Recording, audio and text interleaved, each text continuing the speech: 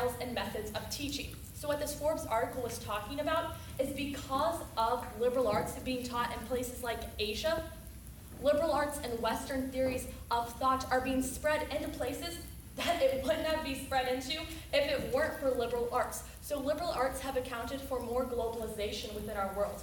And finally, under the contention of intelligence is subpoint C, lifelong skill. Again, subpoint C is lifelong skill. If we teach students a practical skill, that skill might become obsolete in a few years. Our world and society might change and evolve, and we might not need that skill anymore. But if you teach students a liberal art, if you give them that critical, systematic thinking that can be applied to any job throughout any sort of time frame, year in their life, whatever they're going through, that is going to last for a lifetime, a lifelong skill. Now I want to move on to my second contention, which is character. Again, my second contention is character.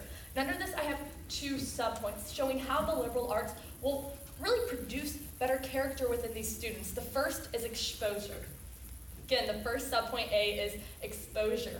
And according to Princeton University, which is a liberal arts institution, it talked about how, and really I agree with this, I'm not going to try and tell you today that if we teach students X, Y, and Z, they're going to be perfect people and make moral decisions and the world is going to be great. Of course not. But Princeton, as they argue, talked about that simply just exposing students to character-building traits, ethical and moral issues, a great deal can be gained, and it benefits the students to develop themselves in this way, just by exposing them to moral ideas.